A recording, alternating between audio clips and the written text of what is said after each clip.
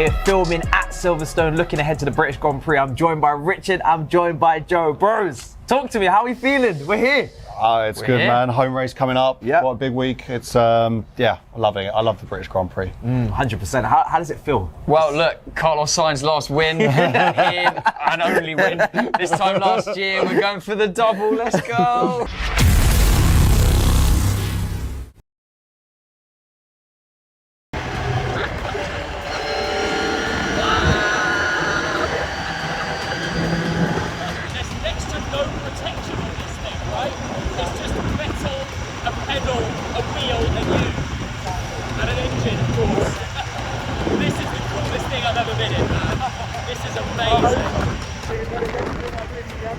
Yeah, well, we're currently being hit by a little bit of rain. A bit rainy, mate.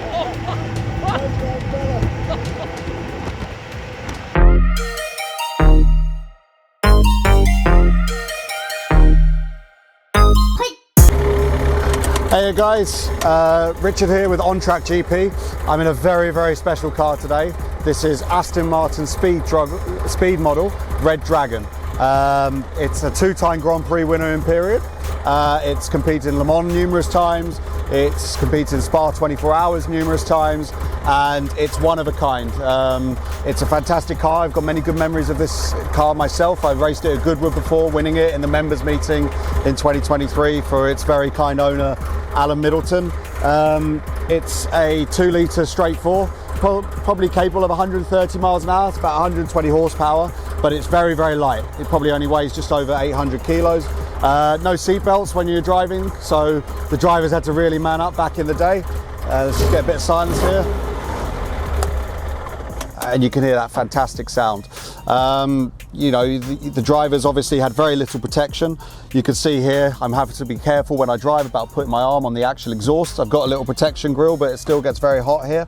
And this car was very highly developed, and it was designed to be Aston Martin's ultimate racer in the 1930s, and the result spoke for itself, you know, being a multi-purpose car with the Grand Prix wins, with the participations in Le Mans, Spa 24 Hours, and yeah, it's an absolute pleasure to be driving it.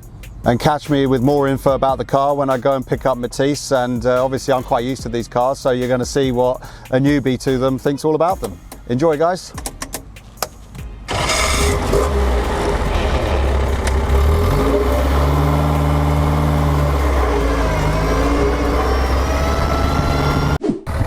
Good afternoon. What have you turned up in? What's this? 1936 Aston Martin Red Dragon, mate. This ain't a Prius. I like this. Let's do this. Come in, mate. Damn. You're about to go on the road in a Grand Prix winner. Wow. Feel like Fernando Alonso. You ready? I'm ready. Let's go. Let's go. Yes, come on. This car is loud. This is a Grand Prix winner. It's road legal. That's how it was back in the day. How fast did it go when you push it? And it's only got 4 gears. Woo! Yo, bro. You pick up any girls in this car? That's a rough ride. Even any speed bumps.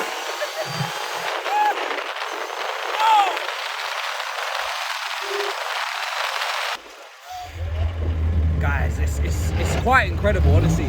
The speed, the noise. And then you've got no power steering as well, so I tell you. It's a stiff, like he was going through the gears with me earlier on, and it's difficult to change gears. If you're not a fan of manual driving and you're an automatic, don't even think about it with this one, because this car, changing gears, it takes forever.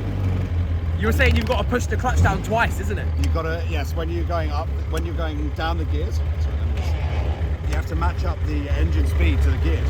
So what you have to do is you have to brake, go into neutral, come off the clutch. Yeah. You obviously put the clutch on to get into neutral, and then you have to then have a big blip of the throttle to match the engine speed to the transmission speed, and then you have to go back on the clutch. Then on the way up, you have to do the same thing. Wow. And you can feel the heat coming through. You can feel the heat, like honestly, everything that goes on in the car, you're living and breathing it in this car. You can feel it, you can smell it. It's unbelievable. It really is very intense. Imagine driving this around for hours. I mean, And can you imagine racing a Formula 1 race in one of these? This is what they used to do. Yeah. This is literally what they used to do. This was one of the best cars for it. I can't imagine hitting one of the curbs on 100 miles per hour plus in this. I mean, it must bounce like crazy. Of course. And now we get a chance to accelerate in here. Here we are. If you're looking for, you know, you're taking this to, I don't know, graduation. You need some eyes on you. You need some attention. This, When you first buy it to test it. yeah, this car will get you attention. I tell you that. People are giving us looks in this car, and it's like you can understand why. Because even when I was looking at it, when I was outside of the car, just the body kit of this car is just immense. It's unbelievable. Is it? Unbelievable. My turn. Insane. I feel like a kid. I'm like, my turn, my turn, my turn. He's not dramatic at all. No. Fire extinguisher. Just in case. We're going to need that. Hopefully not. You ready? Your first time on the road with no seatbelts? No seatbelt? No seatbelts. Oh, good. No seatbelts. In a Grand Prix winner. Didn't Gauges yourself. So here we've got a water temperature gauge. Obviously we've got a bit of heat in there already. We've got an oil temperature gauge. We've got a speedo, which doesn't work. That was basically for road regulations. Doesn't work. Doesn't work, mate. I'm just doing it all by feel. We've got an oil pressure gauge. This is the #1 most important thing. If that baby goes below 60, you're in big, big trouble. It's currently on 5. Well, fortunately we haven't started the engine yet, so we're okay. We've got a rev gauge here, which tells me where I need to shift at. These cars have no rev limiter, so if you keep up with your foot going, the engine will literally blow up. And then I've got a meter here telling me how much the battery is charging. This actually adjusts the mixture of the engine. So you can actually make, it's basically what they do when they turn up the engine in Formula 1. So I can turn up and turn down the engine with this needle. Oh my God. And then here we've got the fan for when the temperature gets a bit hot.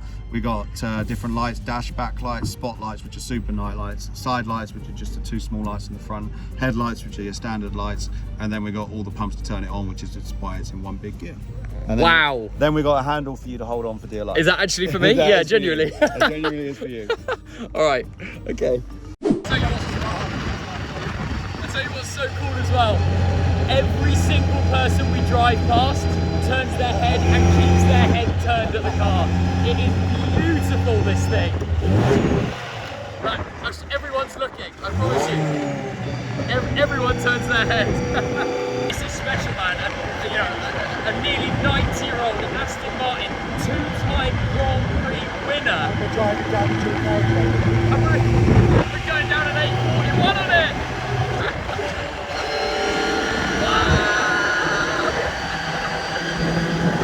There's next to no protection on this thing, right? It's just metal, a pedal, a wheel, and you. And an engine, of course. This is the coolest thing I've ever been in, man. This is amazing. Yeah, well, we're currently being hit by a little bit of rain. It's a bit rainy, mate.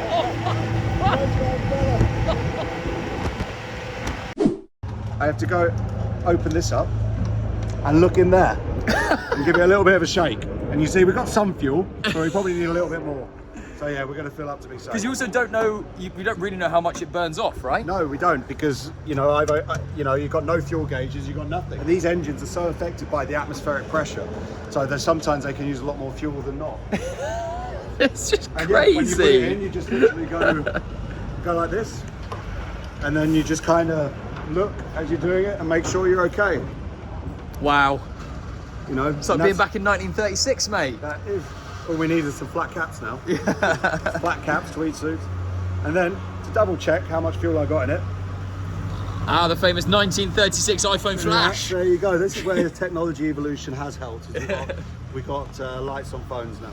So there was never a fuel gauge in this thing? There was never a fuel gauge in them, no. Wow. But they always, because it was mainly designed for racing and rallying, they did their calculations beforehand on what the fuel consumption would be. Yeah. And that's what I do whenever I'm racing this car. Okay. So basically we fill it up and then we get to the point where we run out of fuel and then we work out how long we can use it for. Nice. So, firstly, this car is it's unbelievable. It's out of this world. It's an incredible experience to be inside it. But just run me through again the history. What's this car won? So this car, it's a 1936 Aston Martin speed model known as Red Dragon. It's the only one of its kind because of the body kit that it's got on, and it was specially modified for racing in a particular attempt to go and beat Ferrari in period. And did it? It did, because this car has won 2 Grand Prix. They were named differently then, but effectively the French and the Belgian Grand Prix. It's raced in the 24 Hours of Spa. I need to confirm the results. It's raced at Goodwood in period. It's done everything. I'm in a Grand Prix winning car. Grand Prix winning car, and you've just been driven on it on the road. I know how ironic. Well, that's right? the crazy thing. That's road legal. It's road legal, yeah. Back in those days, cars pretty much up until a new category came in around 1938, 39. A lot of them were road legal, and this was one that was, especially as this was a sports car as well. Sports cars stayed road legal for a long time afterwards. But you know, it's just insane. Like, you look at the condition of the car, and bearing in mind not only the history of this car winning races and everything, this thing survived Adolf Hitler. This survived World War II. You know, it hasn't hit, didn't have any evacuation trains or anything like that. God. And you're still racing this thing now, right? I'm still racing this thing now. I race it. When was your most recent one? I raced it at a Goodwood members meeting at the beginning of the year. Oh my God, recently? Very recently. We've got a win in that as well, so tied down a bit more history. Let's go. And you can see here on the chassis plate that I love that. It won at Goodwood in 1952 and probably raced there many other times. Oh my God. So yeah, I'm hopefully continuing a bit of its legacy in history. That's amazing. Interesting. Racing it now, like, obviously the car's like nearly 90 years old. What's the risk versus reward in terms of racing something like this? I mean, you first of all, look at us, right? We're sat in something without any side protection. We've got no seat belts. I mean, my elbow can go on the exhaust for crying out loud, you know? So it's you're still racing and you're still wired to race, but you still just take a little bit backwards from the absolute edge that you would be at. Of course, respecting that the most important star when you're racing this thing is the car. Yeah, so literally a one of a kind, right? It's literally one of a kind, and it's probably the most significant pre-war Aston Martin that there is. You know, it's going to be used in the Friday parade for the 110th anniversary of Aston Martin. And you know, every time I get to drive something like this, as I said, I'm fortunate to drive cars for a living, but every time I get to drive something like this, as a fan of the sport, it's just an honour. It's an absolute privilege. I can't even imagine it. Like, it feels a privilege to just be sitting in the driving seat. Firstly, that was amazing. Glad you enjoyed it, mate. Mate, how are you feeling? Oh my God, that is, I don't even know how to get out. That was insane. Mate, did you just have everybody looking at you? Like, every single person everyone we went past, everyone's head's like, what is that? Oh my God, it's insane. I've never been at anything like it. How's the acceleration? How do you feel? You know what, I wasn't expecting to be as nervous and like scared as I was. Yeah. But I think the noise is one thing as well, because it's so loud. Vibrations. You kick a bit of acceleration, the You've got car no goes. silencer on this car at all. It's a straight through exhaust from the engine to the exit. I've never experienced anything like it. Mad, It's isn't it? and man, it's like nearly 90 years old. That's what's mind blowing. You can never get bored in that car. We had that conversation. Yeah. It's insane. Never. Like, Impossible. Oh my God, crazy. I like unbelievable experience. Wow. How did you find it? I want to get back in. Go on then. You want to be a Richard- passenger when I'm racing it? Yeah. That's not the next thing. No, we'd weigh you down too much, literally. Yeah, true. Yeah, actually, yeah. But honestly, mate, it's insane. It's cool. So cool that you get to race this thing. I get to race this thing, but this is what Formula One drivers used to race back in the day. This is exactly the experience that they had. That noise, that ride sensation, everything. Yeah. And you know, it's the amount of respect you have to have for those guys. And apart from anything, they had no seatbelts. Yeah. You know, they had no seatbelts. seatbelts. I've got Going at no protection next to me. You know, Going if you at hit a triple, bumper, on, you can quadruple the literally speed we get were thrown going. out. Well, that's the you make a good point, man, because like I felt like we were going so quick. And I was like, how fast do you reckon we're going, Rich? She was like, probably about 40. And I was like, can you imagine going 120 in this? That's what I'm saying. Going 120 in that, no 130? seatbelt. Forget it. I start crying. Yeah, because of the wind. Yeah. Facts. No, mate, it's mental. Guys, listen, that's a wrap. Do not forget to subscribe to On Track GP. Come on. There's probably potentially more like this coming on the way with There's these cars. definitely more coming on the way. Definitely. You hear that? I'm still smiling about it, man. I can't stop smiling. I don't need to tell you. You know what to do. Until then, peace.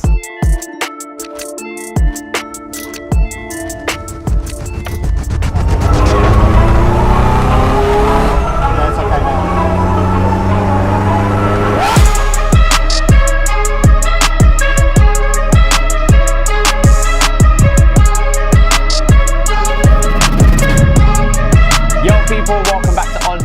GP. We're here filming at Silverstone, looking ahead to the British Grand Prix. I'm joined by Richard, I'm joined by Joe. Bros, talk to me, how are we feeling? We're here. It's good, man. Home race coming up. Yeah. What a big week. It's, yeah, I'm loving it. I love the British Grand Prix. 100%. How does it feel? Well, look, Carlos Sainz's last win, here and only win. This time last year, we're going for the double. Let's go.